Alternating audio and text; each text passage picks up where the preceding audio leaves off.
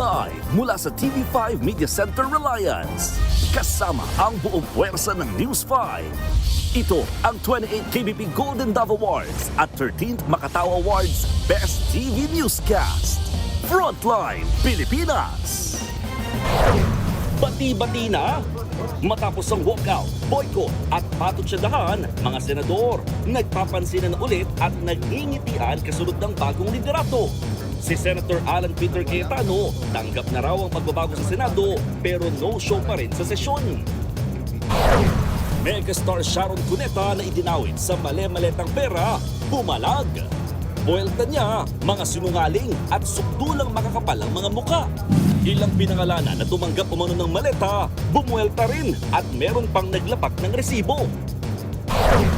Pagkamatay ni Rene Baterbonia at Divine Adili, hindi raw aksidente ayon sa PNP-CIDG. Habang ang nag-resign na coach na si Tab Baldwin, nasa lookout bulletin order na. Truck na mag-aatid ng ayuda sa mga nilindol sa Davao Occidental na aksidente. Isa pang truck nakasagasa ng babaeng senior citizen na galing sa Zumba. Magnanakaw, lagot, huli sa akto. Ang bag ko? Sino ka? Sino ka? Ha? Ito pang sabol sa video, ang palit pera modus sa isang tindahan sa Mandaue City. Magkakaalaman na! TNT Tropang 5G versus Barangay Ginebra, sino ang magiging PBA Commissioners Cup champion? Ito na nga! BTS Arirang Concert may Day 3 sa Pilipinas. Bangtan Boys may mensahe sa fans. At etong matindi, ang Lips to Lips na nagpasyuk sa premiere night ng Home Along the Riles, The Reunion.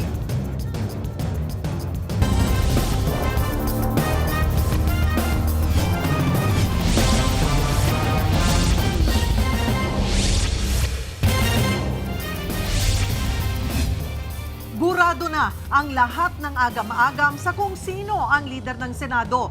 Sa botong 13, si Senator Sherwin Gatchalian na ang Senate President. Yun nga lang, si Senator Alan Peter Cayetano no-show pa rin sa Senado. Habang ang ilang miyembro ng minorya at mayorya mukhang nagkabati na. Nakita pa silang nagkakamayan at nakangiting nag-uusap. At live mula sa Senado, nasa frontline na balitang yan, si Mean Los Baños. Mean, ano mga update dyan kasunod ng special session at nasaan na ngayon si Senator Alan Peter Cayetano? Hi, Julius, Cheryl.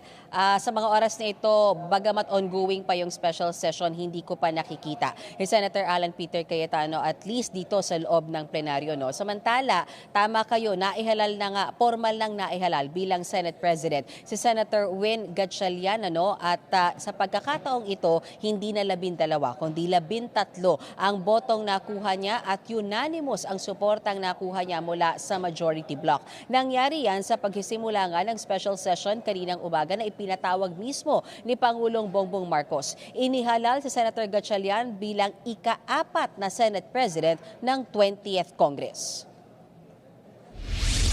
I, Sherwin Gatchalian, having been elected to the position of Senate President, having been elected to the position of Senate President, Sa hinaba-haba ng agawan ng liderato sa Senado, sa panunumpa rin ito nagtapos. Si Senator Sherwin Gatchalian ang nahalal bilang ika-4 na Senate President ng 20th Congress. 13 senador ang dumalo sa special session ay pinatawag ni Pangulong Bongbong Marcos. At unanimous ang suporta nila kay Gatchalian. 13, sapat na bilang para magkakorum at para magluklok ng bagong leader ng Senado.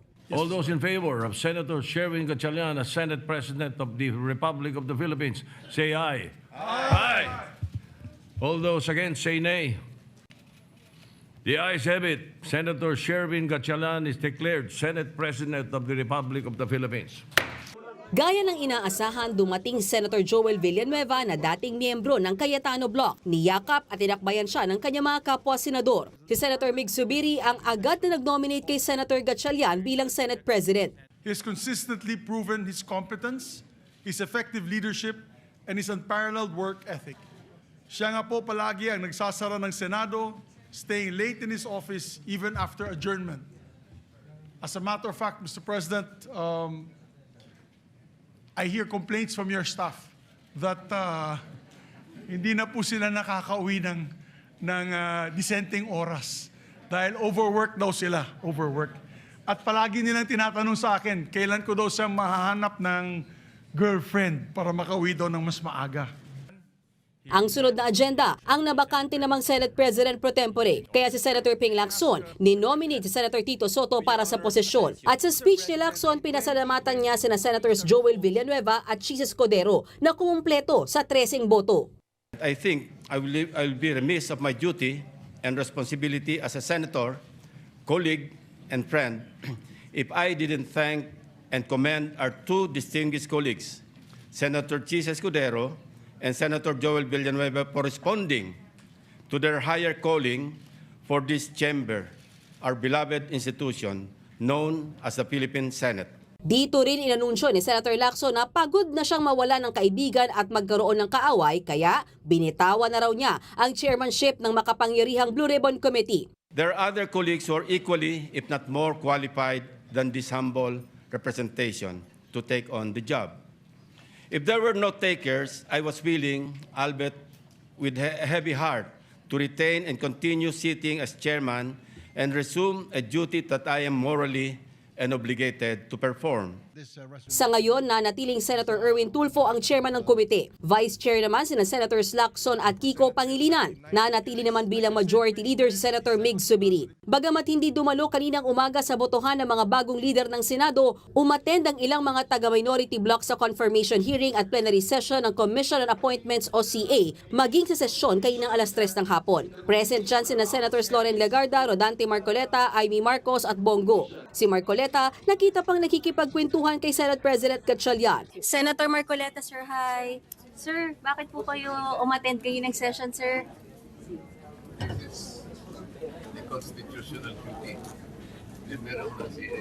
Habang ang dating Senate President pro tempore na Senator Loren Legarda, masaya ring nakipagkwentuhan kina Senators Gatchalian, Lacson at Zubiri. I congratulate Sherwin, a dedicated, disciplined, hardworking, brilliant colleague and a dear friend. So I congratulate all of them and I'm glad na 13 ang boto, so maayos na, legal na. Mananatili raw na miyembro ng minorya si Legarda. Tanggap daw nila ni Senator Alan Cayetano ang bagong halal na liderato ng Senado. Ganong kasimple, sundin lang natin ang rules, di ba? All is well. Don't say it ends well. Because life and work must never end. Si Senator Amy Marcos naman matipid ang sagot ang tanungin kung tapos na ba ang gulo sa Senado. Comment lang sa may bago na pong liderato, makakaasa po ba sila ng suporta mula sa inyo po? Ay, gusto lang namin magtrabaho. Ma'am, tapos na kaya yung gulo? Hopeful kayo, ma'am? Hindi naman kami ng gulo eh. Si Senator Bongo, umaasang lahat sila makakabalik na sa normal na trabaho. Hopefully, sana tapos na yung gulo, makapagtrabaho na tayo, makapagserbisyo na tayo. Ang nasa sakripisyo po, ang serbisyo sa ating mga kababayan. Dumating din sa Senado ang kapatid ni Senator Alan Peter Cayetano na si Pia Cayetano. Nang matanong kung sinusuportahan nila ang bagong liderato ni Gatchalian, common sense, di ba? What's in the rules? What's in the Constitution? When you have 13, yun lang. So, hindi sumunod sa rules, doon lang naman kami may problema. Pero pag sumunod sa Constitution at sa rules, no problem. That's just how it is. pero kapansin-pansin na wala si Senator Alan sa plenaryo. Bago nga magsimula ang special session, naglabas siya ng statement at nag-concede. Nakausap na raw niya si Senator Joel Villanueva at alam na niyang selyado na ng Gatchalian Block ang 13 para maghalal ng bagong SP. Ayon pa kay Cayetano, isang malaking karangalan para sa kanya ang magsilbi bilang Senate President. Nang tanungin naman namin si Senator Villanueva kung bakit napagdesisyonan niyang iwanan ng Cayetano Block, ang sagot niya, Sir, what made you decide, sir, na... Trabaho. Trabaho tayo. So look, taksi naman kayo dun sa nangyayari sa floor. That's all we want. That's all we want. Yun yung naging dahilan, sir, kaya kayo... We wanted to work, we wanted to accomplish something, we wanted to do something. kumusta naman kaya ang relasyon niya sa dating Senate President matapos tuluyang mapatalsik sa posisyon? We're brothers. At the end of the day. Nagpasalamat naman ang bagong halal na si Senate President Gatchalian sa suporta ng kanyang mga kasama. Para naman kay Senator Ping Lacson, sinyales sa pagkakahalal ng bagong liderato ang bagong simula matapos ang ilang linggong kaguluhan at kalituhan sa Senado. Is this a fresh start for the Senate, sir? Yeah, fresh start. And sana, everybody will start cooperating, including the members of the minority. Kasi wala na rin delulu di ba?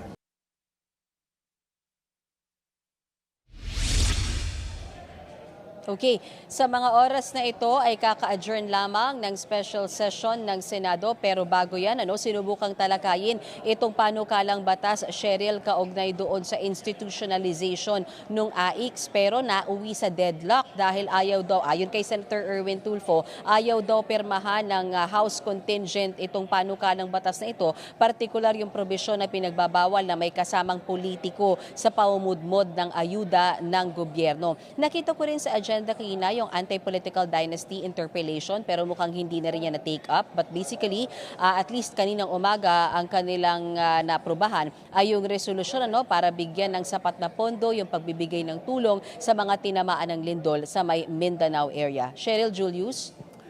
So may ibig sabihin ba nun kung merong mga nabinbin, another special session, or hindi na yan matatalakay? We don't know yet, Cheryl. It depends, kasi depende sa Pangulo kung talagang gusto niya na maipasa it. Remember, Cheryl, marapit na tayo doon sa ika-4 o ika-5 sona ng Pangulong Marcos. So kung meron talaga siyang gustong i-report out na sana ay mapasa na panukalang batas na hindi na ipasa within the day, possible yon. But for now, wala tayong nakukuhang impormasyon mula sa Senado kung meron pa nga bang talagang urgent matter at urgent na mga legislation na kailangang ipasa that would warrant itong special session, another special session. So for now, that's what we know, na isang araw lamang ito. But of course, it could change kung humingi ulit or magpatawag ulit ng special session si Pangulong Bongbong Marcos. Cheryl. So may ngayon na may bago ng Senate President, nakakuha na sila ng 13 votes. Kung titignan mo, manipis pa rin yan, hindi ba? Parang katulad lang nung nangyari nung nakaraan, 13 manipis. May bago na naman ngayon. Pero sa mga oras na ito, wala naman ng napapag-usapan na yung possibility na magkaroon na naman ng coup or namatay na rin ba yung usapan na sinasabing mayroon pa isa or dalawang pwede pang bumaliktad at sumama sa majority from the minority? Alam mo, funny, Cheryl, kasi kanina nga doon sa aming maikling interview kay Senate President Win Gatchalian, may nagtanong na agad sa kanya if this setup will hold, how long this will hold, at ang naging sagot nga dyan ni Senate President Gatchalian ay kauumpisa pa lang natin, yan na ba agad ang naiisip nyo? So far, at least doon sa pulso na nakita natin nung sa mga na-interview nating senador kanina, all of them, parang uhaw sila talaga na magtrabaho na, magbalik trabaho na, kasi Cheryl, ang tagal na rin talaga, hindi lang linggo, parang buwan na kami, at least dito, masasabi ko, hindi kami nakakapag-cover ng mga committee hearings, walang legislations, walang bills, walang debate, kundi parang halos sa puro away at puro na lamang kiskisan ng dalawang grupo yung aming kino-cover at nagagawang storya dito sa Senado. So mukhang pare-parehas na nawa yung mga senador ng minorya at mayorya, kaya kanina iisa yung tinig nila. Sabi ng majority bloc, fresh start ito, sabi ng minority bloc,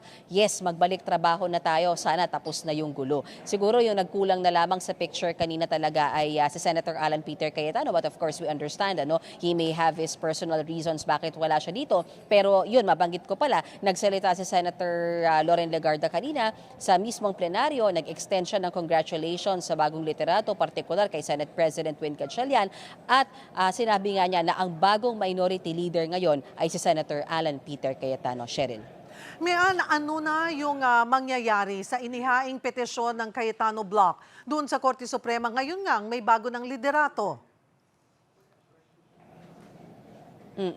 Hindi masabi ng mga senador if it is moot and academic. Kasi nga, it could easily be said na moot and academic kasi naka-13 na sila. Pero kasi hindi lang naman yung quorum yung issue doon sa loob ng petisyon na yun. May ilan pa silang mga ino-oppose doon or at least hinihiling sa Supreme Court na ipawalang bisa, partikular yung pagbabago ng rules doon sa may impeachment. So those things. Kaya ang sinasabi ng majority bloc ngayon, hinihintay na lang nila kung pasasagutin ba sila ng Korte Suprema doon sa ilan pang mga points sa loob noong reklamo o nung petisyon na inihain ng minority bloc o nung Cayetano bloc. Pero kung hindi na sila pasagutin at magsabi yung Supreme Court na ito ay muten academic na, then yun yung susundin nila. But right now, walang makapagsabi, Cheryl, kung ito ay baliwala na ba, even if nakapag-elect na sila formally ng Senate President and even if 13 votes na ito at hindi na nga yung controversial na 12 votes, Cheryl. Mayan ngayong si Senator Erwin Tulfo na ang opisyal na head ng Blue Ribbon Committee. Ano ang plano niya dito sa mga flood control investigations? Tuloy pa ba ito o kapag ito ay tinuloy, mag-i-inhibit pa rin ba siya?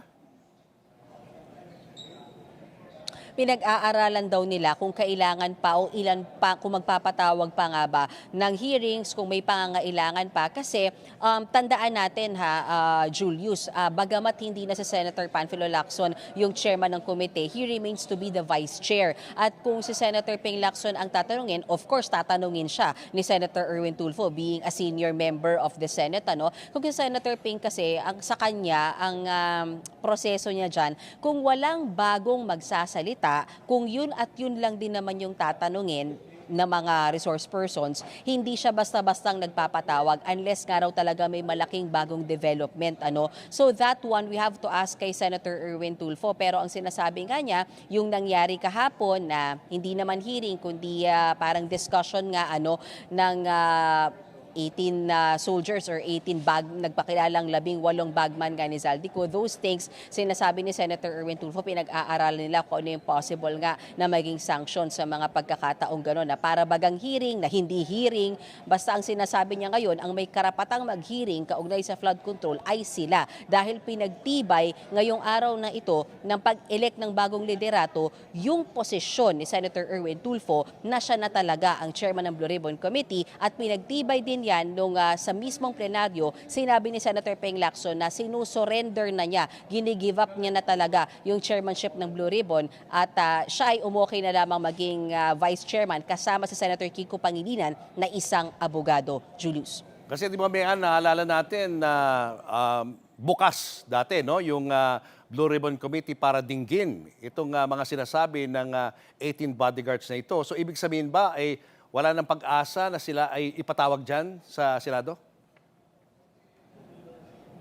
Not necessarily. Possible pa rin yan, Julius, kung pag-uusapan nga natin yung huli pa, bago nito, yung interview dati kay Senator Erwin Tulfo. Kasi yung huling naging pagdinig ng Blue Ribbon under Senator Erwin Tulfo last week, ready sila na pakinggan. Kaya nga lang kung naaalala nyo, Julius, ang nangyari kasi nun, pumunta dito yung mga nagpakilalang bagman pero hindi naman sila dumiretso doon sa hearing. Nag-press con sila doon sa opisina ni Senator Robin Padilla. So it's still possible, pero hindi pa kasi natin talaga na-interview ng gusto kaugnay sa mga plano niya itong si Senator Erwin Tulfo ngayong na-reinstate siya or ngayong napagtibay na siya na talaga yung chairman ng Blue Ribbon Committee. But in the days to come, I'm sure matatanong natin siya kung ano ba talaga yung mga susunod na plano at kung kailan mismo yung pagdinig. Kasi nga, marami pa rin naghihintay. Particularly yung minority bloc. Hinihintay nila talaga na magtuloy-tuloy yung pagdinig na yan tungkol sa flood control scandal. Kaugnay naman ng suspension ni Senator Jinggoy Estrada. Anong magiging implikasyon nito sa mga kalakaran dyan involving Senator Jinggoy sa Senado? Pag-aaralan, yung tungkol sa may impeachment trial, pag-aaralan daw ng mabuti kung pwede pa ba siya sana na makapag-participate, lalo't yan na yung next big thing dito, Julius, after na ma-stabilize, hopefully, stable na yung leadership, meron ka na talagang formal na naihalal na Senate President, ang talagang next ng pag-uusapan, kasi I think it's just 2 to 3 weeks from now, magko-convene na ulit sila for July 6 na umpisa ng impeachment trial. So dyan na ngayon nakatutok yung mga senador, yung pagsisimula nga nitong impeachment trial na ito. At sorry, maidagdag ko na rin, nasabi ni Senator Ping Lacson kanina na sa kanilang mayorya at least may konsensus sila na mukhang iuupo nila or ihahalal daw nila na presiding officer para dyan sa impeachment trial ni VP Sara Duterte ay si Senator Cheese Escudero. So nung mga nakaraang araw, ilang beses nating tinanong si Senator Win Gatchalian as acting Senate President at paulit-ulit niyang sinabing siya ang magpe-preside ng impeachment trial. Pero just today, mukhang nabago yung ihip ng hangin kasi sabi ni Senator Ping Lacson, maging si Senator Win Gatchalian, suportado yung opinion na dapat si Senator Chis Escudero yung maging presiding officer dahil abogado siya at may experience na rin naman siya dito sa pagtalakay sa impeachment trial dahil naging bahagi na rin siya noon ng impeachment trial ni dating Chief Justice Corona. So those things ang mga kailangan nating ambagan in the days to come, especially yung pre-trial conference kasi, Julius, ay bukas. So magpupuntahan yung prosecution team and defense team dito sa Senado para ilatag nga dyan sa pre-trial conference yung kanilang mga ebidensya, bagamat sarado yan sa media. Julius. Maraming salamat, Mean Los Baños. Si Senator Chis Escudero na nga ang nakatakdang ihalal ng mayorya para maging presiding officer sa impeachment ni Vice President Sara Duterte. Yan nga ba ang kabayaran sa pag-o-over the bakod ni Escudero? Nagbabalik si Mean Los Baños. I state your name. Solemnly swear. May 18 nang formal na nagtipon ang Senado bilang impeachment court at nanumpa si nooy Senate President Alan Peter Cayetano bilang impeachment court presiding officer.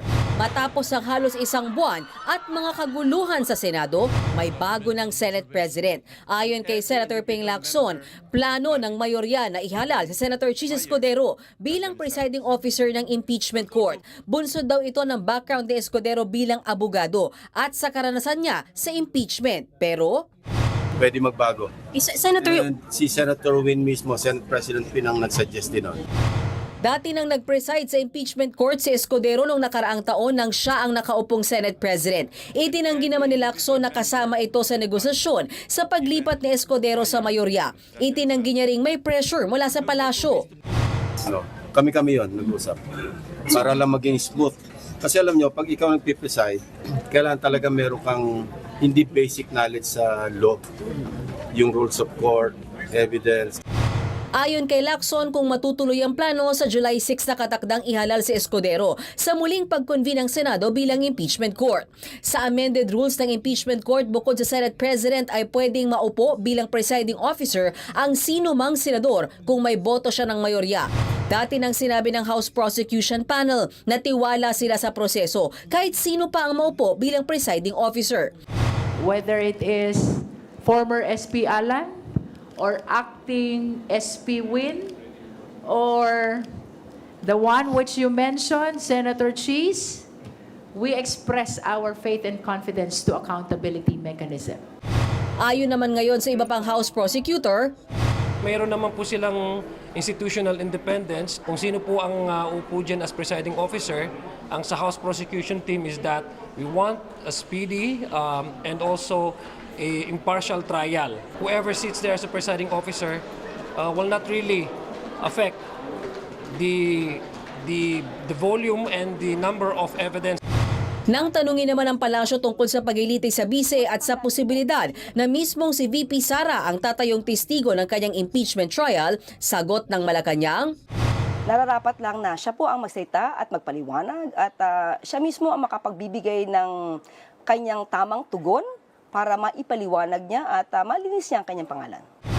Tungkol naman sa mga agam-agam na hindi matutuloy ang paglilitis dahil sa mga senador na isinasangkot sa flood control scandal at posibleng makasuhan pa, ang sagot niya, sa ngayon po ay hindi po siguro natin to dapat na problemahin dahil meron pa pong 22 senators na active at nandiyan at uma-attend naman sa kanilang mga sesyon. Sana lahat sila ay umattend sa mga tamang mga pagkakataon at sa tamang oras. Pero para kay Senator Risa Hontiveros, kailangan talakayin niya ng Senado bilang impeachment court. Pati anyang usapin sa kung pwede bang lumahok si Senator Jinggoy Estrada bilang Senator Judge.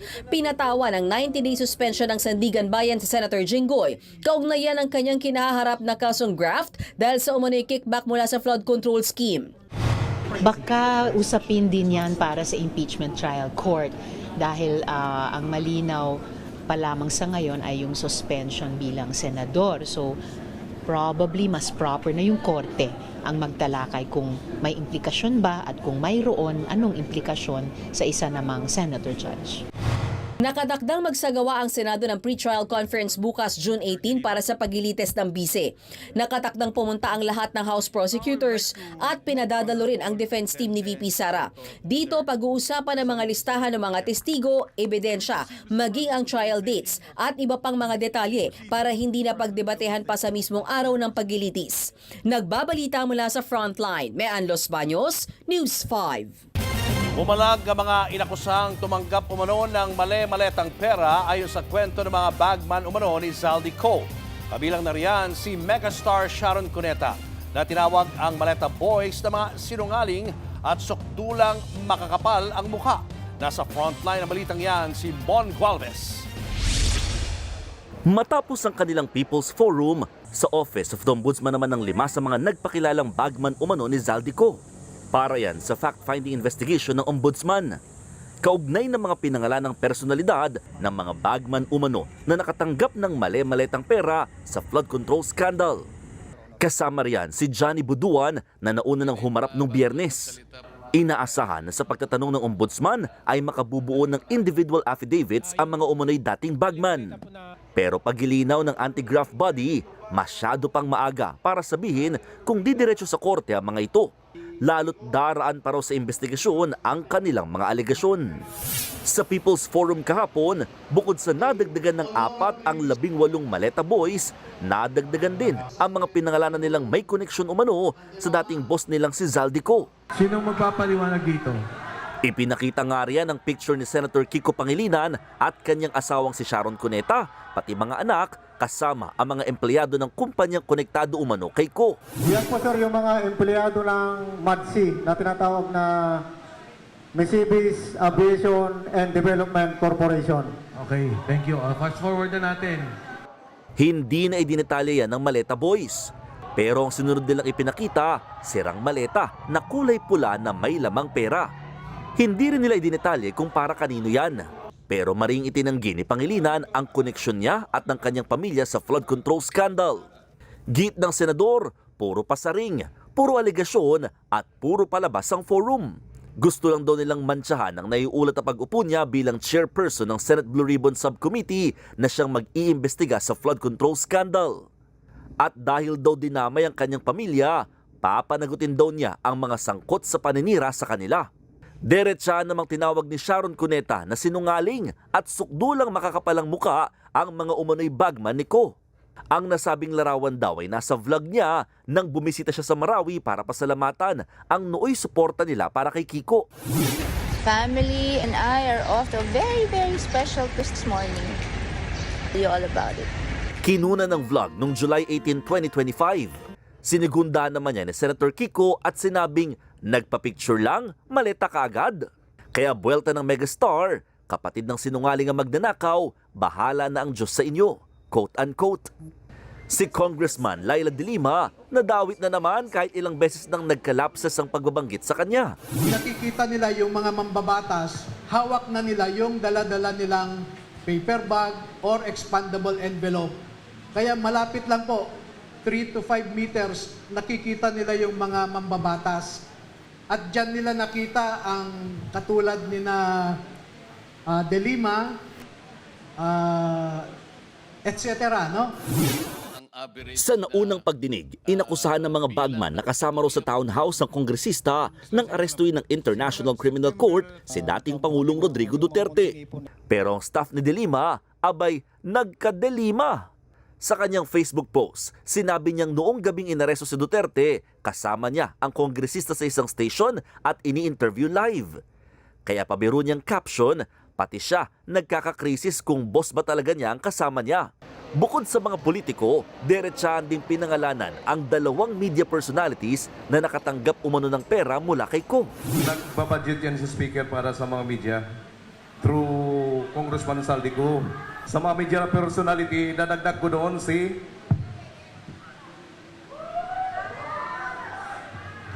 Ramon Tulfo. Pwede ko bang malaman kung sino yung Arnold Club yun na binabanggit ninyo? Ano ba yun? Tao ba yun o tao? Tao ba yun o ano, manika? Baka mali ka lang yun, ha? Arnold Clavio po yung nasa media. Hindi, saang media? Kung ito Sa media, GMA po, no? Marami GMA. kasi magkakapareho ng pangalan. Marami, no? News anchor po, GMA. Si Montulfo, nagbirong sanang araw ay totoo ang paratang sa kanya. Isang karangalan daw ang mapasama sa Maleta Boys. Itinanggi naman ni Clavio ang paratang. Nakakatawa na nakakalungkot daw pero handa raw siyang harapin ang alegasyon ng walang takot. Mensahe niya sa mga umunoy bagman, ebidensya muna bago dada. Ang GMA network na istasyon ni Clavio, sineseryoso ang issue. Susuriin daw nilang alegasyon.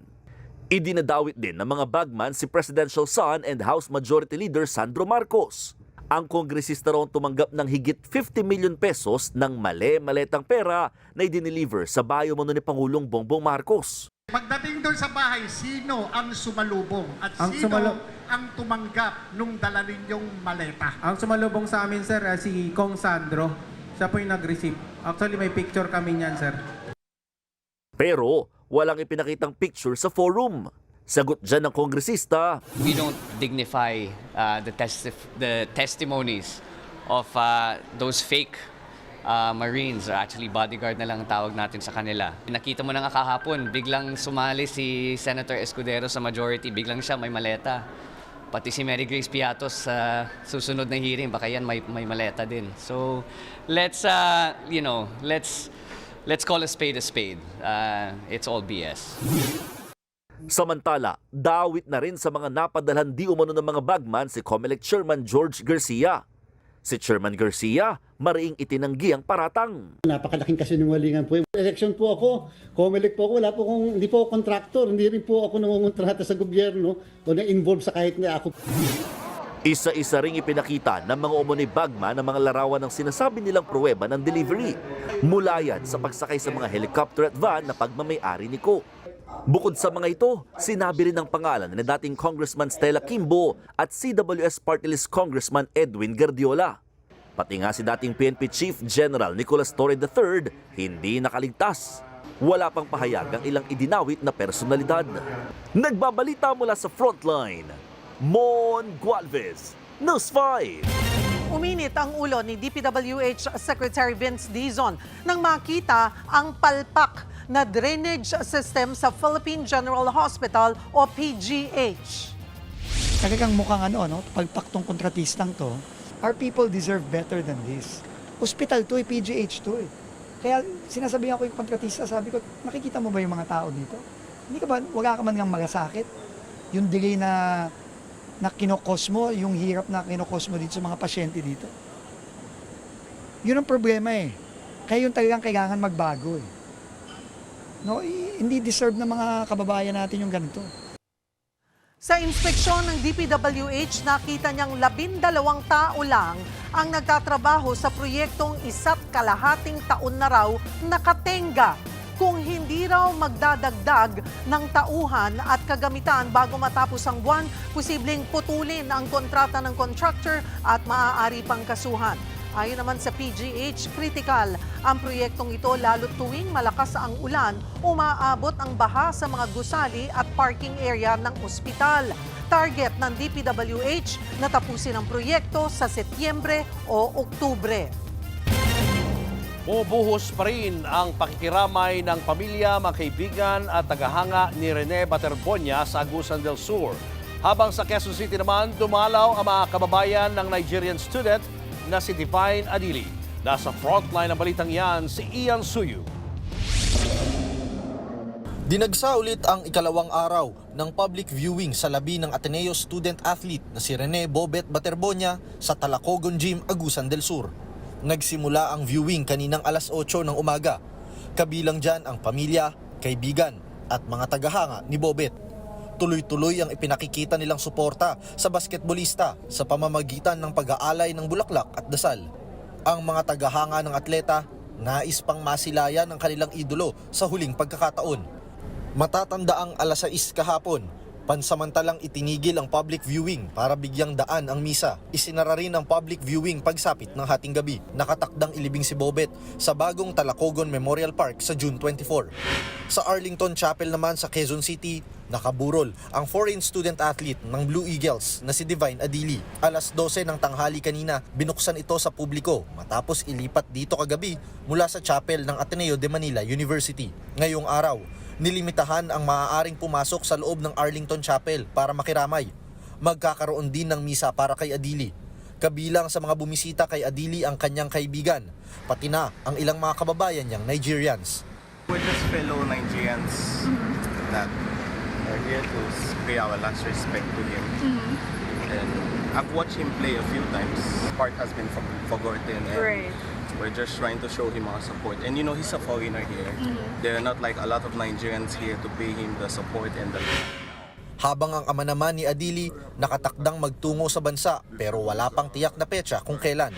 Ang pamunuan naman ng Ateneo nakikipag-ugnayan na sa Nigerian Embassy para mai-schedule ang paghatid ng labi ni Adili sa kanyang home country. Nagbabalita mula sa Frontline, Ian Suyu, News 5.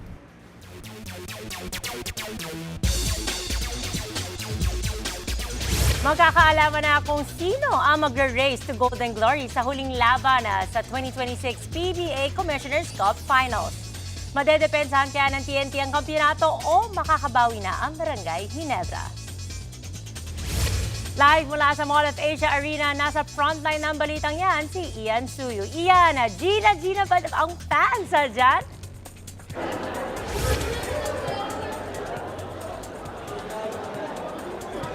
Apol, alam mo, matapos ang mahabang aksyon at drama, malalaman na natin ngayong gabi kung sino ba sa pagitan ng Barangay Ginebra, San Miguel at ng TNT Tropang 5G ang magwawagi sa do-or-die Game 7 ng PBA Commissioner's Cup Finals dito sa MOA Arena. At interestingly, ganito rin yung eksaktong senaryo ng Commissioner's Cup Finals last year. Kaya asahan natin na bawat player na sasalang sa court talaga namang buhos na at todo bigay na para sa matamis na kampyonato.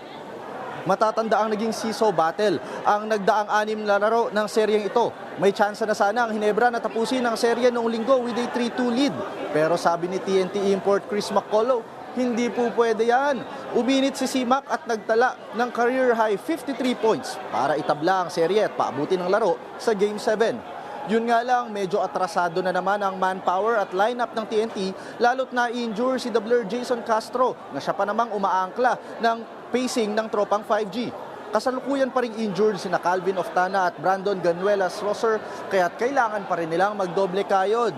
Ang Ginebra kasi nagnanais makaganti, lalo't ayaw nilang muling masilat na ang abot kamay na sana nilang titulo. Sa mga nagdaang finals kasi, medyo kinakapos ang Ginebra tuwing napapatapat sila sa TNT. Kumpiyansa naman si resident import Justin Brownlee na kayang-kaya nilang manalo ngayon sa kabila ng Game 6 meltdown nila. Sa katunayan nga, sa huling 2 laro nila, 52 points at 54 points ang naitala ni Brownlee. Alam mo, Apple, walang duda, magiging malaking factor yung performances nitong 2 import na ito dahil maaaring sila ang makapagdikta ng magiging momentum ng kanilang respective teams. At kung magwawagi ang TNT, makukuha ni McCullough yung rare feat kung saan magiging pangatlong import siya na nakapag-champion sa 2 different teams dahil back in 2019, he was with San Miguel Beermen at nagkampiyon nga sila sa Commissioner's Cup during that time. Samantalang si Brownlee naman, nais nang kunin ang kanyang ika-7 kampyonato in Ginebra, Jersey. Abangan natin kung sino ba ang magwawagi ngayong gabi. Yan muna ang latest mula dito sa MOA Arena. Balik sa'yo, Apple. Maraming salamat, Ian Suyu. Showbiz, eto na nga! Mga kapatid, eto na nga ang mga umaarangkadang showbiz balita ngayong Miyerkules. Sinagot na ang dasal ng Philo Army dahil ang BTS Arirang Concert may day 3 na dito sa Pilipinas. At sa isang exclusive video interview na ipinadala po sa News 5, may mensahe ang Bangtan Boys para sa Pinoy fans. Nasa frontline ng balitang yan, si News 5 Entertainment Correspondent Von Belinario. Mga Filipino Army, mic drop! Dahil hindi pa man nakaka-recover ang mga wallet natin, may pasabog na naman. Inanunsyo ng Live Nation Philippines ang Day 3 ng BTS Arirang World Tour sa Philippine Sports Stadium. Parang dininig ang sabay-sabay na dasal ng fandom na, "Please don't leave me." Sa katunayan, nakausap ng News 5 ang mga Philo Army sa isang gathering para sa 13th anniversary ng BTS sa Taguig at marami ang umaming hindi lang idol kundi sandalan nila ang BTS. I discovered BTS during the time na I was really down. So, totoo yung sinabi nila na BTS will really find you pagka kailangan mo sila. Sobrang nakaka-inspired yung mga lyrics ng songs nila. Like, save me, di ba? At sa exclusive video interview na ipinadala sa News 5 ng ine-endorso nilang global brand, inamin ng BTS na miss din nila ang mga ARMY. 저는 이제 팬들과 다시 만날 날 그 순간을 항상 계속 그리워했었던 때가 너무 길었었어가지고 그 순간을 다시 마주하니까 너무 약간 감정이 오더라고요. 이제 뭐 단체로 또 한번 무대에 올라가면은 또 다시 한번 이게 알잖아. Kaya naman ihanda na ang tissue dahil para sa OT7, hindi lang ito comeback dahil isa rin itong emotional journey. 찡하게 있겠지 또. 아니야 무조건 올라가면 바로요. 그럼 뭐야? 우리 오프닝부터. Oo, Jungkook, malamang iyakan kayo ng buong Philippine Stadium. At ayon pa kay Jimin, 다 같이 이렇게 마주하는 것 자체를 기대하고 있는 것 같습니다. 저희 다 모두. kay Susunod, sambung sa CCTV, umalyang pagdanakaw sa tindahan. Matakas na sana ang kawatan nang haranin siya ng biktima. Senator Pia Cayetano at Risa Ontiveros bahagyang nagtarayan kanina sa plenaryo. At Claudine Barreto at Pepe Herrera nag-lips to lips sa premiere ng pelikula nilang Home Along the Riles, The Reunion. Abangan ang lahat ng yan sa pagbabalik ng Frontline Pilipinas.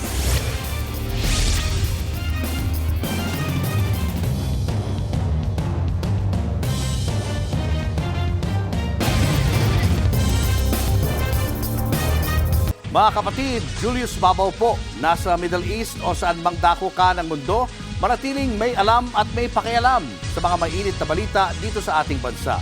Simulan po natin ang bawat araw sa tuloy-tuloy na balitaan sa Frontline. Mag-follow at mag-subscribe sa social media pages ng News 5.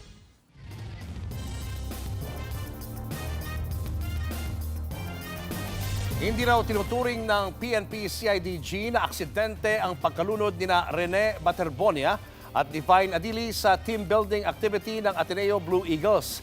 Sinabi nila yan matapos makuha ang salaysay ng ilan sa mga nakasama nilang player. Live mula sa Pasay, nasa frontline ng balitang yan si Gio Robles. Gio, ngayong nagsasalita na ang ilang players. May update na ba sa dating head coach silang si Tab Baldwin? Julius, naglabas na nga ng Immigration Lookout Bulletin Order ang Justice Department laban sa nagbitiw na Ateneo Blue Eagles head coach na si Tab Baldwin sa gitna ng investigasyon sa pagkasawi ng student athletes na sina Rene Baterbonia at Divine Adili. Aalertuhin ang mga otoridad sakaling lumabas siya ng bansa. Samantala, unti-unti na ring lumalabas ang iba pang detalye sa team building na nauwi sa trahedya dahil sa mga pahayag ng ilang players na kasama doon. Nag-iisip na po ako na kung di po ako umalis dito, mamamatay na din po ako. Kasi po, ang dami na din po ako nainom na tubig. Parang I was gonna accept na mawala na po ako. Matapos basagin ni Sam Reyes at Kiefer Alas ang kanilang katahimikan sa isang podcast, isa-isa na ring nagsalita ang ilan pang miyembro ng Ateneo Blue Eagles kaugnay sa trahedyang ikinasawi ng kanilang teammates na sina Rene Baterbonia at Divine Adili. Sa town hall ng Ateneo de Manila University, isinalaysay ni na Ateneo Blue Eagles team captain Jared Bahay Ian Espinosa at Andrew Bongo ang mga pangyayari sa team building activity. Ayon kay Espinosa, bago pa man magsimula ang training nila ay tinanong umano ni Coach Tab Baldwin kung sino ang hindi marunong lumangoy sa mga player. Isa raw sa mga nagtaas ng kamay ang nasa wing si Divine Adili. Taas ako ng kamay, Camila, Jaya. Tapos yun sila rin sino rin marunong lumangoy, sila rin. Tapos sabi niya, sila Divine hindi marunong lumangoy. So yung mga hindi marunong lumangoy, dito lang kayo sa malapit. Baga. Tapos yung exercise lang is, sundan lang si Coach Dean sa shore. Tapos yun lang, walang kailangan lang. Kung di mo kaya lumangoy, okay lang maglakad. Nakatuon daw ang drill nila noon sa water exercises sa tabing dagat. Kwento ng mga basketbolista, mula bewang hanggang dibdib lang nila noon ang tubig. Pero makalipas ang ilang sandali ay nagsimulang tumaas ang mga alon. Dito na raw nagsimula na inanod na sila at unti-unti nang nagpanik ang grupo. Sila-sila na rin daw ang nagtutulungan na iligtas ang kanilang teammates. Nakita pa raw ni Andrew si EJ Kapihe na sinusubukang iligtas si Divine na hindi marunong lumangoy. EJ was actually, he was helping Divine as much as he could, but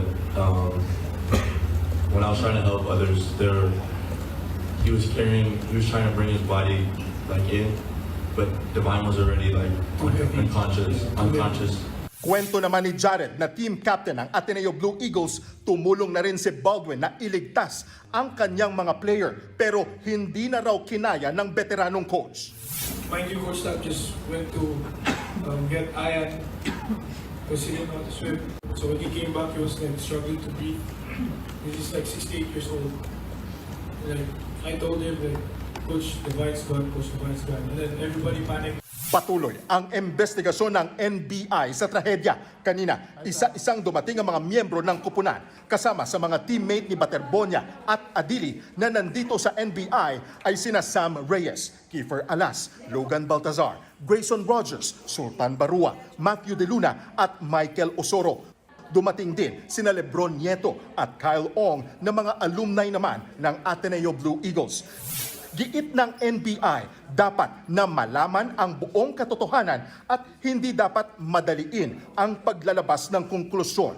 Tiniyak naman ni NBI Director Melvin Matibag na hindi makakaapekto sa investigasyon ang pagbitiw sa pwesto ni Tab Baldwin bilang head coach. Giit pa ni Matibag, ang focus ay ang mga aktwal na pangyayari bago at mismong oras ng insidente. Sinusuri rin ng NBI ang partisipasyon ng mga dating opisyal ng koponan, kabilang si dating team manager Epo Kimpo. Wala raw si Kimpo sa bansa nang mangyari ang insidente sa Aurora. Pero sabi ni Matibag, ang mga ito ay bahagi ng factual findings at hindi pa maaaring burahin ang kanilang posibleng papel hanggat hindi pa tapos ang investigasyon. Sabi ko nga sa kanila, the investigation will lead to somebody being responsible. Pinaliwanag ko naman sa kanila, we are here to seek the truth, no? And I assure them that it will be handled fairly and professionally, no? So, yung participation nila will be very material to the result of the investigation being conducted by the Bureau. Ayon naman kay PNP CIDG Director, Police Major General Robert Murico II, hindi nila itinuturing na aksidente ang pagkamatay ng dalawang student athlete. Sinabi ito ni Murico matapos nilang makuha ang salaysay ng ilan pa sa mga basketballistang kasama sa team building. Muli rin nilang ipinatatawag si Baldwin at iba pang coaching staff. Hihingin daw nila ang drone video na kuha ni Baldwin kung saan makikita ang formation ng players bago at pagkatapos ng trahedya. May hamon din ang CIDG Director sa dating Blue Eagles head coach. Be man enough to face the investigation in the interest of justice and equity para doon sa dalawang players which you call as your brother. Because if you're talking about the yung battle cry of Bebop, Band of Brother, if you're a brother, hindi ka tatalikod.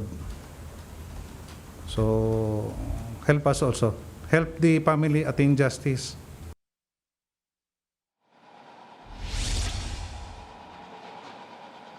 Hindi na nakapagbigay ng panibagong pahayag sina Sam Reyes at Kiefer Alas bago umalis dito sa NBI kanina. Samantala, bukod sa PNP CIDG sa Campo Crame dyan po sa Quezon City, inaasahan din si Tab Baldwin dito sa NBI headquarters sa Pasay sa Biyernes. Balik sa iyo, Julius. Maraming salamat, Chio Robles. Naperwisyo kanina ang mga commuter ng magkaaberya sa MRT-3. Stranded ang ilang pasahero at ang iba naglakad na lang. Narito ang Frontline Report. Pasado alas 6 ng umaga, tila nag-alay lakad ang mga commuter na naperwisyo ng aberya sa MRT, partikular sa pagitan ng Buendia at Guadalupe Station. Kaya kanina sa Taft Avenue Station, mahabang pila papasok sa entrance. Ang kalsada naman, jam pack ang sakay ng mga jeep. Sa Boni Station, naabutan pa namin ng tren na nakatenga. Ang ibang pasahero naman, nagkani-kanya ng diskarte para makahanap ng sasakyan.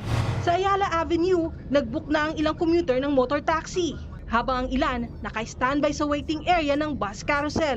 Unti-unti naman na nambalik ang operasyon mag-aalas 7 ng umaga. Sa isang sulat, humingi ng tawad ang maintenance service provider ng MRT-3 na Sumitomo Corporation, pati ang partner nitong TES Philippines. Inimbestigahan na raw nila ang naging sanhi ng aberya. Bilang pambawi, nag-utos si Transportation Secretary Bani Lopez ng libreng sakay sa MRT-3 para sa araw na ito. Pinagpapaliwanag din ni Secretary Banoy si MRT-3 General Manager Michael Capati kaugnay sa naging aberya. Nagbabalita mula sa Frontline, Maluy Chivaria, News 5. Bagyang nagkatensyon ulit sina Senators Pia Cayetano at Risa Ontiveros habang nasa sesyon para sa pag-amyenda ng panukalang Magna Carta of Barangay Health Workers. Thank you to the Majority Floor Leader who was gracious enough to allow us to still propose our amendments. You're welcome, Mr. President. I made a record earlier I that thank there the were... Majority Floor Leader, not Her Honor, because Her Honor closed the period of amendments despite our name being there. Yan ang naging eksena sa pagbabalik plenaryo. Koreksyon kasi ni Senator Pia ang pagsasara ng period of amendments kahit nagsabi raw siya na magpapanukala ng amyenda. Agad itong binweltahan ni Ontiveros. Maliwanag niya walang committee amendments at walang isinumiting individual amendment ang ibang mga senador kaya sinara niya ito. Wala sa morning session si Senator Pia at iba pang minority bloc.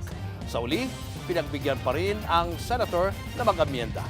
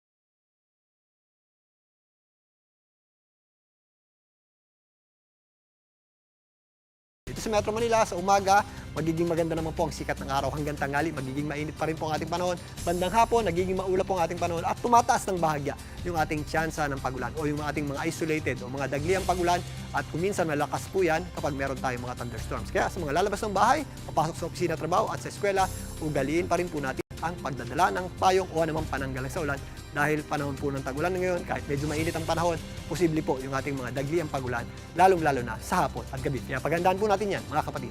At yan muna latest sa ating lagay ng panahon. Muli ako po ang inyong weather frontliner, Alvin Pura, na lagi may panahon para sa iyo.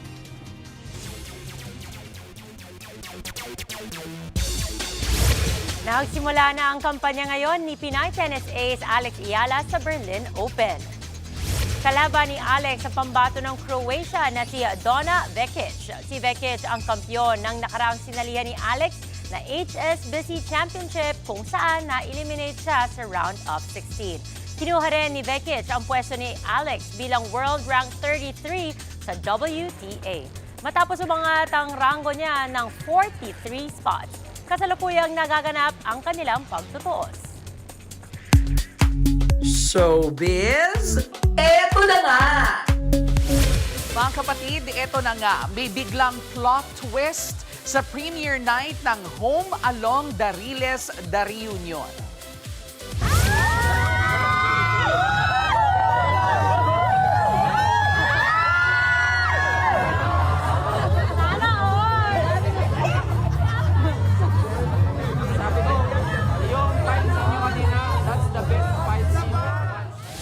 Nasyok nga po ang mga nanonood ng mag-lips to lips in real life sina Claudine Barreto at Pepe Herrera. Opo mga kapatid, hindi po yan eksena sa pelikula, kundi sa premiere ng Home Along Dariles The Reunion. Napasana all ang mga nakakita ng viral na kiss na yan. Sa isang punto, pinunasan pa ni Claudine ang bibig ni Pepe na kinapitan ng lipstick. Sa movie, meron din daw kissing scene ang dalawa pero mukhang iba pa rin ang atake ng live kiss nila na take note, wala raw pong mali siya yan. Susunod, truck na maghahatid ng ayuda sa mga nilindol na disgrasya. At magnanakaw na bisto ng biktima niya. Yan at iba pa sa pagbabalik ng Frontline Pilipinas.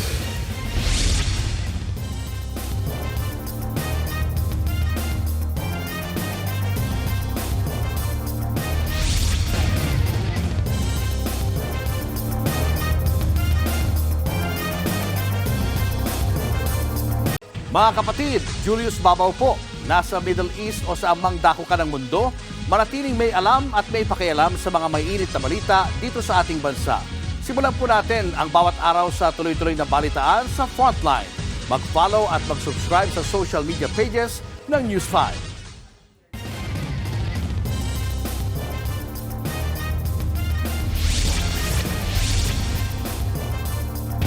Nasa pool sa CCTV ang isang kawatan sa Capiz na nanloob sa isang tindahan. Napurnada nga lang ang pagnanakaw habang siya'y tumatakas. Narito ang Frontline Report. Abala sa pag-aayos ng kanyang tindahan ang babaeng ito sa Ivisan Public Market sa Capiz. Maya-maya, lumabas ito para asikasuhin ang isang customer na bumibili ng mga chichirya. Isinupot niya ang mga chichirya para iabot sa customer, kaso bitag na pala yan. Para makapasok ang isa pang babaeng ito sa loob ng tindahan. May bitbit siyang pulang eco bag. Dali-dali siyang tumungo sa sulok kung nasaan ang kaha. At saka kinuha ang isang bag. Isinilid niya ito sa loob ng kanyang eco bag at nang papatakas na siya, nakasalubong nito ang may-ari ng tindahan. Sino ka? Sino ka? Ha? Tawagin na, pulis! Tawagin, pulis! Mga awat! Agad humingi ng saklolo ang may-ari kaya nahuli agad ang kawatan. Kwento ng asawa ng biktima, sinadya raw ng mga kasabwat ng babae na bumili sa labas para makatsyempo at makapasok ito sa loob. Bago yan, may isa pa raw na lalaki na pumasok din sa loob ng tindahan na hinihinalang nagmasid at kasabwat din sa krimen. Kasalukuyang nakakulong ngayon ang suspect habang tinutugis ng mga pulis ang dalawa umano nitong kasabwat. Nagbabalita mula sa Frontline, Margie Bentulan, News 5. Sa ibang balita, nasa Russia na si Pangulong Bongbong Marcos para dumalo sa ASEAN-Russia Commemorative Summit. Lumapag ang Pangulo sa Quezon City, mag-aalauna ng hapon dito. Sa kanyang departure speech, sinabi ng Pangulo na ilan sa tatalakayin ay ang political security, economic at socio-cultural issues. Bukod sa pagdalo sa summit, inaasahan din na makikipagpulong siya kay Russian President Vladimir Putin. Habang nasa Russia ang Pangulo, tatayo bilang caretaker ng gobyerno sina Executive Secretary Ralph Recto, Agrarian-Reform Secretary Conrad Estrella at Labor Secretary Francis Tolentino. Nasa Russia ang Pangulo hanggang sa June 18. For over 5 decades, our bilateral ties have steadily deepened across trade, education, culture, agriculture, energy, science, and above all, through the sustained bonds between our people. We look forward to building on these foundations and opening new avenues of cooperation for the future.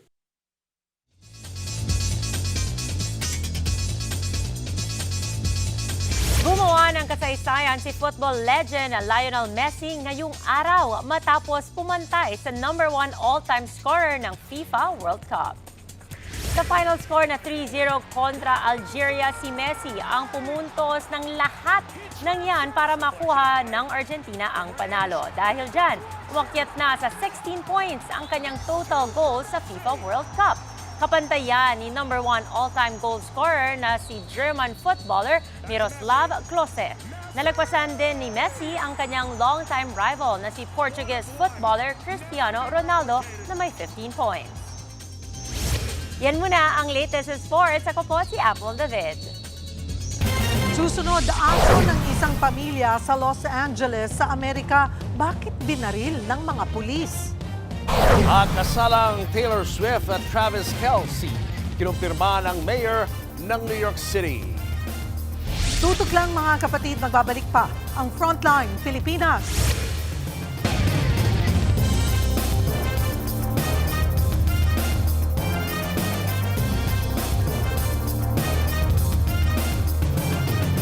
Mga kapatid, Cheryl Cosim po. Nasa Estados Unidos, Canada o saan mang dako ka ng mundo, manatiling may alam at may pakialam sa mga mainit na balita dito sa ating bansa. Simulan natin ang bawat araw sa tuloy-tuloy na balitaan sa Frontline. Mag-follow at mag-subscribe sa social media pages ng News 5.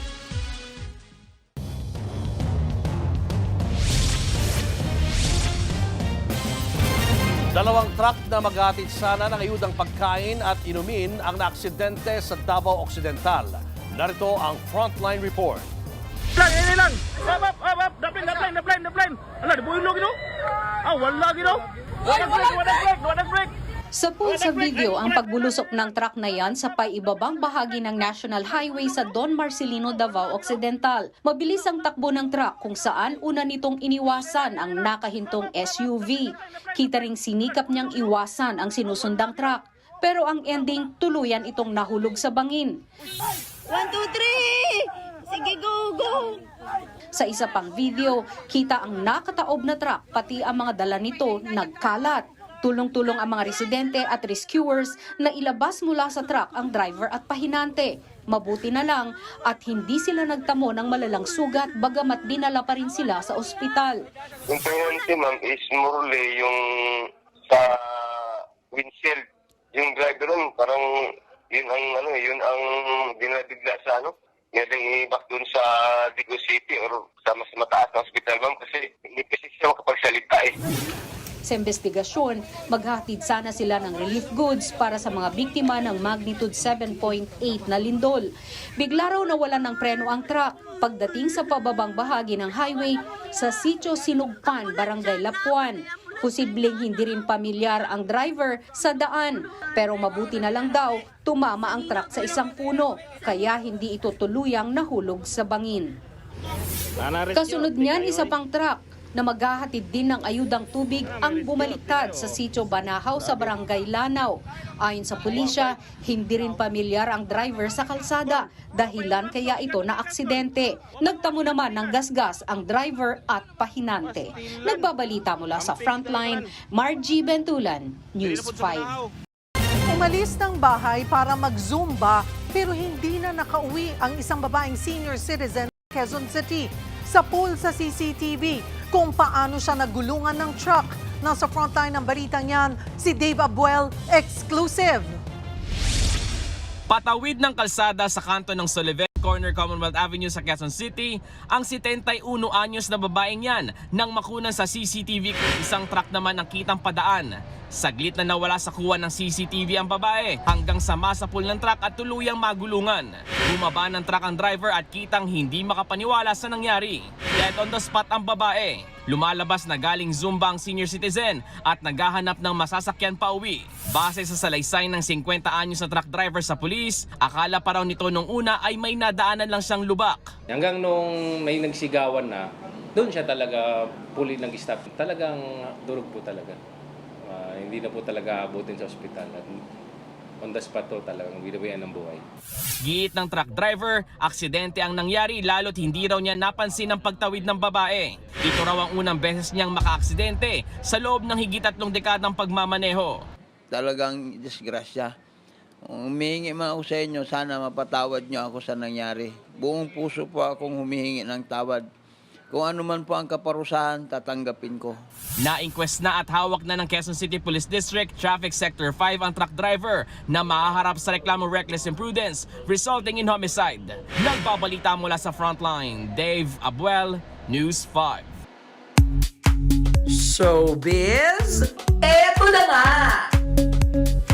Eto na nga, Swifties, may spoiler alert. Mukhang nakalusot ang isang malaking sikreto. Si New York City Mayor Zoran Mamdani parang nakumpirma ang matagal ng chismis na magpapakasal na raw sina Taylor Swift at NFL star Travis Kelce ngayong darating na Hulyo. Sa isang press briefing, bigla niyang nabanggit ang Taylor Swift's wedding kasama ng World Cup at Independence Day events. Pero may plot twist. Kahit alam ni Mayor ang chika, aminado po siyang hindi naman siya invited.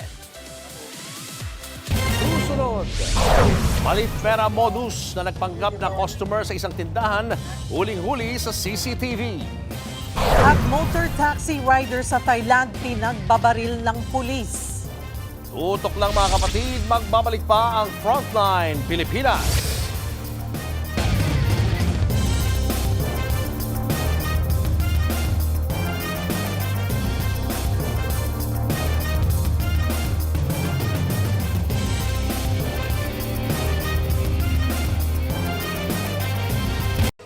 Mga kapatid, Cheryl Cosim po. Nasa Estados Unidos, Canada o saan man dako ka ng mundo, manatiling may alam at may pakialam sa mga maiinit na balita dito sa ating bansa.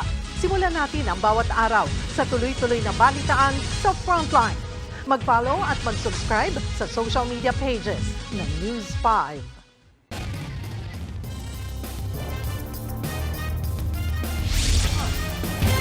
Sasampahan ng NBI ang kasong qualified human trafficking ang dating kongresistang si Mike Defensor. Mismong si NBI Director Melvin Matibag ang nagkumpirma niyan sa programang Storycon ng One News. Isasampa raw ito sa Biyernes o sa Lunes at walang piyansa ang kaso. Paliwanag ni Matibag, sapat na ang ebidensya nila laban kay Defensor na sangkot ito sa niraid nilang hotel kung saan may higit 50 babaeng biktima umano ng sexual exploitation. Nauna nang nakasuhan ng NBI ang misis ng dating kongresista na sinasabing may-ari ng hotel at ang isa nilang anak. Hit ni Matibag, wala itong kinalaman sa politika. Sapat lang daw talaga ang ebidensya. Sinusubukan pa ng News 5 na kunan ng pahayag si Defensor.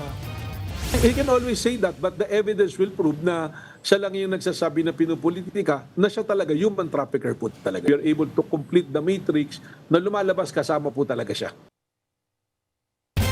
Nang dahil lang sa pamasahe, patay sa pamamaril ang isang motor taxi rider sa Thailand. Ang suspect, pulis. Narito ang Frontline News Abroad. Umalingaw-ngaw ang sunod-sunod na putok ng baril sa Dindaing District sa Bangkok, Thailand. Kitang nagpulasan ng mga tao sa takot. Sa isa pang kuha ng CCTV, makikitang tinadyakan ng isang lalaki. Natumba ito at nang makatayo ay tumakbo palayo. Hinabol siya ng mga lalaki. Hanggang sa bumunot siya ng baril, sa kasunod-sunod na nagpaputok, bumagsak ang dalawang tinarget ng gunman. Nang bumangon ng isa sa kanila, walang habas ulit itong pinagbabaril ng malapitan. Dinala sila sa ospital. Base sa report, patay ang isa habang sugatan naman ang isa pa. Ang gunman sa video, isa palang pulis na nakasibilyan. Ang kanyang mga kaaway, mga motor taxi rider. Base sa investigasyon, ugat ng pamamaril ang pamasahe ng sospek. Ayon din sa sospek na sumuko kalaunan, inatake siya ng mga rider at namaril lamang bilang self-defense. Patuloy pang iniimbestigahan yan, pero patong-patong na reklamo ang inihain laban sa kanya. Nagbabalita mula sa Frontline, Mon Gualvez, News 5. Susunod, aso binaril ng pulis dahil lang maingay. At set ng Home Along Dariles, The Reunion, eksklusibong ipinasilip sa programang Julius Babaw Unplugged. Yan at iba pa sa pagbabalik ng Frontline Pilipinas.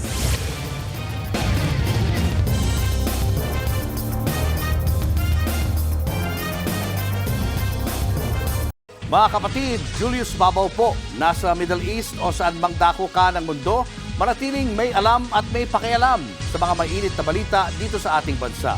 Simulan po natin ang bawat araw sa tuloy-tuloy na balitaan sa Frontline. Mag-follow at mag-subscribe sa social media pages ng News 5.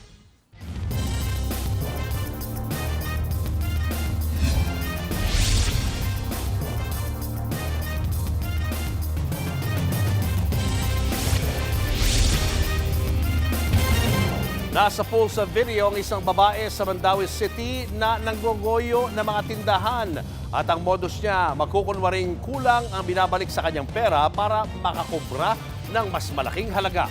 Nasa frontlining balita si Jan Aroa ng News 5 Visayas. Abala mga tindera na ito sa palengke ng Barangay Sentro, Mandawi City. Maya-maya isang babae ang pumunta para bumili ng mantika. Nag-abot siya sa tindera ng 1,000 pesos. Pero nang suklian siya, nilinaw nitong mantika ng baboy daw ang gusto niya at hindi cooking oil. Kaya ibinalik na lang ng babae ang sukli at mantika sa tindera. Binalik naman ng tindera ang 1,000 pesos na pera niya. Pero hindi agad umalis ang babae at nagtanong pa sa tindera. Okay, bawa na. Dito na nakahanap ng tiyempo ang babae na itago ang 1,000 piso. Sa kapalabasing 100 pesos ang ibinigay sa kanya ng tindera. Dito, ito sa nakahasag na? 100 siya, yung biasa ko, 100 lang. Ulit ko ni mo na yung dito? Oo, mga gyalik. Bukas ko. Kalaunan nagbigay ang tindera ng isa pang 1,000 pesos. Nalaman lang ang totoo nang i-review ang CCTV. Nalito ako at paulit-ulit akong naghahalongkat dito. Sinabi pa niya, nagmamadali na ako dahil bibili pa ako ng bigas. Parang nawala tuloy sa isip ko kaya inabot ko na lang sa kanya yung 1,000. Bukod sa Mandawi City, nang biktima rin ng suspect sa Lapu-Lapu City. Parehong damit pa ang suot nito. Pareho ang modus niya. Idinulog ng News 5 sa otoridad ang insidente. Hinimok nila ang mga nabiktima na magsumbong. Nagbabala rin sila sa ganitong mga uri ng scam. Patuloy pang tinutugis ang suspect. Nagbabalita mula sa Frontline, Jan Arua, News 5, Visayas! Nauwi sa bangungot ang selebrasyon ng isang fan sa NBA Championship nang barilin ng mga sumugod na pulis ang kanyang aso sa California sa Amerika. Oh my God! Seriously? Seriously? What the This is Are you serious? When there's drug dealers, people stabbing each other outside for Nakaluhod na humahagulgol ang babaeng yan habang nasa harap niya ang walang buhay na fur baby na si Jameson. Ang nangyari, dumating ang mga pulis dahil sa report na may sumisigaw mula sa apartment. Pero pagdating, ipinaliwanag ng babae na nanunood lang siya ng NBA Championship. Pero bigla raw lumabas ang aso at dumamba umano sa isang pulis. Kaya ang isang pang-pulis agad binaril ang fur baby. Iniimbestigahan na ang insidente. Viral na rin yan at mariing kinukondena ang kapulisan. Binati na ng Malacanang at maging ng ilang kongresista ang bagong Senate President na si Sherwin Gatchalian. Handa raw makipagtulungan ang Kamara sa bagong liderato ng Senado. Nasa frontline ng balitang yan si Marian Enriquez. I guess on behalf of the House, we would like to congratulate Senate President Sherwin Gatchalian. We look forward to working with him. Para kay House Majority Leader Sandro Marcos, si Senate President Win Gatchalian ang leader na kailangan ngayon ng Senado. Dati na niyang nakatrabaho si Gatchalian at kilala raw niya ang senador sa pagiging mahinahon. I know how level-headed he can be. So I think that's exactly what this current political climate needs, especially there in the Senate. Level-headedness and just the need for all of us to really get back to work. Si House Speaker Bogie D, binigyang diin ang kahalagahan ng pagtalaga kay Gatchalian, lalo na aniya sa pagpapatuloy ng pagganap ng mga responsibilidad ng dalawang kapulungan. Ayon kay Ding, mas mabilis na naihahatid ang mga reformang kailangan ng bayan kung nagtutulungan ang Senado at Kamara.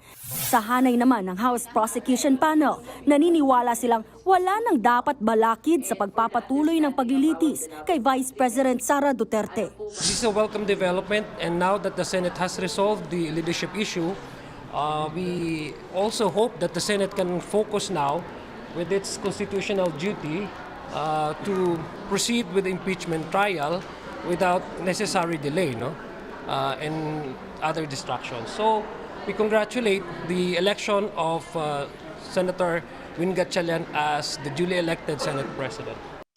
Ang palasyo agad ding binati ang pagtalaga kay Gatchalian. Nagpasalamat ito sa parehong kapulungan at inaasahan daw nito na handa na silang gampanan ang kanilang tungkulin. Ang gusto ng Pangulo ay magkaroon ng kaayusan sa Senado dahil kailangan sila talaga magtrabaho. So, nasa kanila pong kamay yan. Sa ngayon po, ang obligasyon ng Pangulo ay ginawa niya. Nagpatawag po siya ng isang special session at nasa kamay na po ito ng mga senador kung kayo rin po ay tutugon sa inyong obligasyon. Ayon kay Yusek Claire Castro, ang hangad lang daw ng Pangulo ay ang mabilis na paglilingkod sa taong bayan at pagsasabatas ng mga prioridad na panukala. Bago ang special session kanina, nanawagan din si Castro na panatilihin ang kaayusan sa sesyon. Maganda raw na handa ang mga senador sa aniyay dirty tricks ni Senator Alan Peter Cayetano. Kung handa po sila sa dirty tricks ni Senator Alan Cayetano, magandang balita yan dahil siguro nga po nakikita na natin even before kung ano ba talaga yung mga naging aksyon ni Senator Alan Cayetano. So maganda po na handa sila dahil ang paghahandang ito sa mga gitong klaseng kaguluhan ay dapat lang masolusyonan agad para sa taong bayan. Hindi sa pansariling ambisyon ni numan. Nagpatawag ng special session si Pangulong Bongbong Marcos ngayong araw para maipasa ang ilang priority bills. Siyam na mga panukalang inaasahan na mailusot, ganun din ang appointment ng ilang mga opisyal. Nagbabalita mula sa Frontline, Marian Enriquez, News 5. Showbiz, eto na nga! Mga kapatid, ito na nga, bago pa man ipinalabas sa mga sinihan ngayon ang reunion movie ng Cosme Family, eksklusibo nang ipinasilip ng pamilya ang set ng Home Along Dariles The Reunion sa programang Julius Babaw Unplugged. Narito po ang report. Mula sa bahay ng pamilya Cosme hanggang sa iconic na Riles, gayang-gaya ng set ng pelikulang Home Along Dariles The Reunion, ang set din noon sa sikat na 90s sitcom. Eksklusibong pinasilip yan sa programang Julius Babaw Unplugged. Kwento ni Boy Tu Quizon, na co-producer ng pelikula. Sinadya talaga nilang gumawa ng replika ng set alang-alang sa mga manonood. Ito yung naging pinaka-base na blueprint namin para ma-research ni Noda yung yung malaman, kasi gusto namin yung makuha yung nostalgia effect nung kung paano makapture yung naaalala ng audience. Kahit kusina nga ng pamilya Cosme, hindi na lalayo sa dati. Bagamat may konti lang daw na pagbabago dahil sa mga sorpresang hatid ng pelikula. Ito yung kadalasan na nakikita natin lahat sa TV. Kung mapapansin nyo, humaba na siya. Dahil nagkaroon na ng mga mga surprise na dumagdag sa Family Cosme. Buong cast ang nagtulong-tulong na mabuo ang reunion film na inaalay rin nila para sa mga namayapang miyembro at kasama ng pamilya Cosme. Kasama na riyan ang nag-iisang king of comedy na si Dolphy. Pwede namin sabihin kay tatay, "Tay, you will be proud." Kasi we were able to pull this off. Kasi nandyan kay, ginagayad mo kami throughout. Excited na silang mapanood ito ng fans, lalo't siguradong makaka-relate raw ang lahat sa kwento na si sentro sa pamilya. May intindihan mo yung storya na kung ano na nangyari sa pamilya, ano yung mga bubog nila sa puso nila. When you watch it, marirealize mo na importante pala talaga ang pamilya. Mapapanood na simula ngayong araw ang Home Along Dariles The Reunion sa mga sinihan. Nagbabalita mula sa Frontline. MJ Marfori, News 5. At yan nga po ang ating mga showbiz update ngayong Miyerkules. See you tomorrow mga kapatid. Ako po si Jervy Wrightson. Mga batang Home Along Dariles din ba kayo? Yes. Oo. Yes, agad eh. Oo. Very sentimental kasi nakita mo yung set. Oo. Talagang accurate mo rin nasa TV. Mas kumanda pa. At ang balita natin, ang feedback, maganda't nakakatawa daw talaga at nakakaiyak. At showing na po yan mga kapatid. Ngayong araw, simula ngayong araw. Doon na tayo. Abangan nyo ulit kami bukas dito sa TV5 sa 1PH, RPTV, True TV at 105.9 True FM. Kami ang inyong mga kapatid sa Balitaan at Public Service. Walang iwanan sa Frontline Pilipinas. At susunod na ang A Secret in Prague.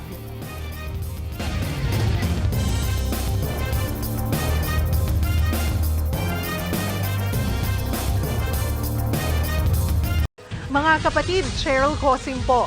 Nasa Estados Unidos, Canada o saan mang dako ka ng mundo, manatiling may alam at may pakialam sa mga mainit na balita dito sa ating bansa. Simulan natin ang bawat araw sa tuloy-tuloy na balitaan sa Frontline. Mag-follow at mag-subscribe sa social media pages ng News 5.